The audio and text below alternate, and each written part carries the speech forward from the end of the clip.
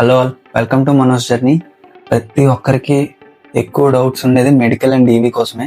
ఎగ్జామ్కి కూడా అన్ని డౌట్స్ ఉండవు, కానీ డీవీ పక్కా డౌట్స్ ఉంటాయి. ఈ వీడియోని ఎక్కువ కాంప్లెక్స్ చేయకుండా షార్ట్ అండ్ సింపుల్గా ఉంచుతాను. వితిన్ 5 minutesలోనే వీడియో కూడా కంప్లీట్ అయిపోయి మీ డౌట్స్ కూడా క్లియర్ అయిపోయి. నాకు ఈ వీడియో చేయమని అందరూ మెసేజ్ చేస్తున్నప్పుడు అన్న ఏ డాక్యుమెంట్స్ పట్టుకెళ్ళాలి, ఇదే ఎక్కువ మంది అడిగిన క్వశ్చన్. సో నేను చెప్తే ఫీల్ అవుతారు చాలా మంది, కానీ ఇదే నిజం. ఎందుకంటే ఆస్పిరెంట్స్ లో చాలా మంది ఇలాగే ఉంటారు. అంటే జాబ్ రావడం కోసం చదువుతారు తప్ప దానికోసం మినిమం ఎఫర్ట్ పెట్టరు. అంటే చదవడం ఒకటే ఎఫర్ట్ కాదు, వాడు రైల్వే వాడు రిలీజ్ చేసిన నోటీస్ ఏంటి, ఆ నోటిఫికేషన్ ఏంటి, అసలు అందులో ఏమేమి ఉన్నాయి, ఇవన్నీ మనం చదవగలగాలి. సో ఇవన్నీ చదివితే మ్యాక్సిమం ఆఫ్ ద డౌట్స్ అక్కడే క్లియర్ అయిపోతాయి. కానీ మనం చదవం.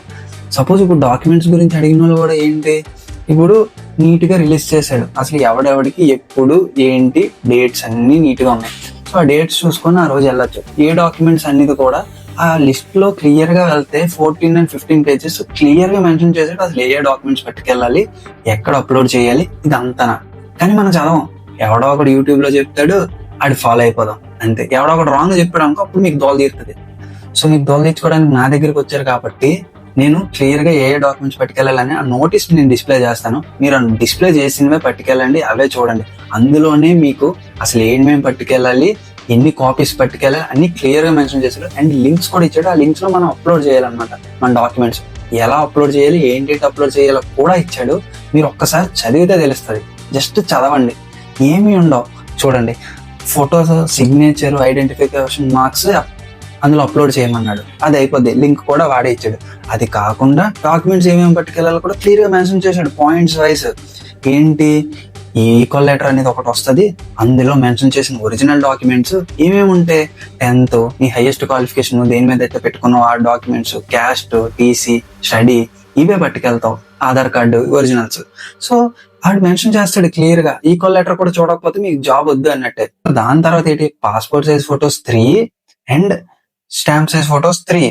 దాని తర్వాత CBT upper portion and Aadhaar card both sides and identification marks mention చేయమని అడిగాడు. సో ఈక్వల్ లెటర్ లింక్ కూడా ఇచ్చాడు. ఆ ఈక్వల్ లెటర్ లింక్ ఓపెన్ అయినప్పుడు, యాక్టివేట్ అయినప్పుడు నువ్వు డౌన్లోడ్ చేసుకొని సావరా, అది పట్టుకొని రారా, అందులో ఉన్న డాక్యుమెంట్స్ తీసుకొని రారా అని చెప్పాడు. దానికి కూడా మీరు యూట్యూబ్ లో నెత్తుక్కుంటాను, ఎవడో ఒకటి చెప్తేనే చేస్తానంటే అవ్వదు. కొంచెం ఎఫర్ట్ పెట్టండి. సో మనం ఎఫర్ట్ పెట్టి ఇప్పుడు నుండే నీట్ గా ఎంత బేగా వీలైతే అంత బేగా అన్ని సర్టిఫికేట్స్ చేయించుకోండి, క్యాస్ట్ ఇవన్నీ. సో నేను మెయిన్ డౌట్స్ డిస్కస్ చేస్తాను. స్ట్రైట్ గా పాయింట్ కి వచ్చేస్తే, అన్న మిస్టేక్ ఉంటే ఏంటి, అప్లికేషన్ లో ఫాదర్ నేమ్ కానీ నీ నేమ్ కానీ రాంగ్ ఇచ్చేసి 10th లో ఒకలాగా ఆధార్ కార్డులో ఒకలాగా ఉంటే ఏముంది. సో ప్రాబ్లం ఏమీ లేదు, ఎఫిడవిట్ చేసుకోండి.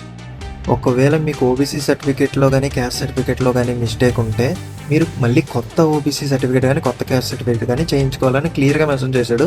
దానికి మాత్రం ఎఫిడవిట్ పనిచేయదు. అండ్ నెక్స్ట్, బీటెక్ చేసిన వాళ్ళు, డిప్లొమా చేసిన వాళ్ళు మార్క్స్ మెమోస్ తీసుకెళ్లాలా. నేను డిప్లొమా చేసి అప్లై చేశాను, సో నాకేం సర్టిఫికేట్స్ అడగలేదు మెమోస్, కానీ నేను పట్టుకెళ్ళాను.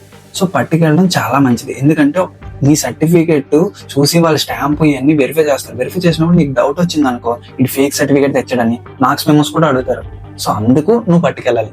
చాలా మంది కొన్ని మేజర్ డౌట్ ఇంకోటి ఏంటంటే, మీరు ఓబీసీ అయ్యిండు కూడా ఈడబ్ల్యూఎస్ పెట్టి జనరల్ లో క్వాలిఫై అయితే నీ జాబ్ ఉన్నట్ట కూడినట్ట అని. యాక్చువల్ గా వాళ్ళు నువ్వు జనరల్ లో క్వాలిఫై అయితే నీకు ఏ క్యాస్ట్ సర్టిఫికేట్ చూడకూడదు. ఎందుకంటే నువ్వు జనరల్ అయ్యావు కాబట్టి జనరల్ లోనే సెలెక్ట్ చేస్తారు. కానీ ఫర్దర్ రిఫరెన్స్ ఏం చేస్తారు అంటే, వాళ్ళు నువ్వు జాబ్ లో జాయిన్ అయ్యాక నువ్వు ఈ కేటగిరీ అనేది అక్కడ ఎంటర్ చేయాలి కాబట్టి నువ్వు ఏం ఎంటర్ చేసావో చూస్తారు. కానీ నువ్వు తీసుకెళ్లాల్సిన సర్టిఫికేట్ ఓబీసీ, కానీ నువ్వు అక్కడ ఈడబ్ల్యూఎస్ అని రాసావు, వాళ్ళు చూసి అడుగుతారు ఏమైంది ఇలాగా. సో నువ్వు రిక్వెస్ట్ చేసుకోవచ్చు అక్కడ. యాక్చువల్లీ ప్రాబ్లమే అది. రాంగ్ ఇస్తే చాలా ప్రాబ్లమ్ అవుతుంది, మెడికల్ రిజెక్ట్ చేసే ఛాన్సెస్ కూడా ఉన్నాయి. కానీ యూ కెన్ రిక్వెస్ట్, ఎందుకంటే నువ్వు జనరల్ అయ్యావు కాబట్టి. కొన్ని సెంటర్స్ లో నేను ఎలా చేసే ఛాన్సెస్ ఉంది, కొన్ని సెంటర్స్ వాళ్ళు కావాలనుకుంటే రిజెక్ట్ చేసుకోవచ్చు. సో దాన్ని ఎవరు ఆపలేరు. అండ్ బ్లాక్ డేట్ గురించి కూడా చాలా మంది అడుగుతారు. మీ పర్సనల్ రీజన్స్ వల్ల కానీ హెల్త్ ఇష్యూస్ వల్ల కానీ డాక్యుమెంట్ వెరిఫికేషన్ వెళ్ళడం అవ్వకపోతే బ్లాక్ డేట్స్ ఇచ్చారు, ఆ డేట్స్ లో వెళ్ళాలి. ఒకవేళ ఆ డేట్స్ కూడా ఆబ్సెంట్ అయితే ఏంటన్నా అని అడిగితే పర్మనెంట్ గా మీరు జాబ్ కు ఆబ్సెంట్ అయిపోయింది. మీకు ఇంకేమైనా డౌట్స్ ఉంటే కమెంట్ చేయండి. Notification links, WhatsApp channel links అన్ని డిస్క్రిప్షన్ లో ఉంటాయి. మీకు నాతో పర్సనల్ గా మాట్లాడాలి అంటే ఇన్స్టాలో డిఎం చేయండి. ఛానల్ సబ్స్క్రైబ్ చేయడం మాత్రం మర్చిపోద్ది. Signing off.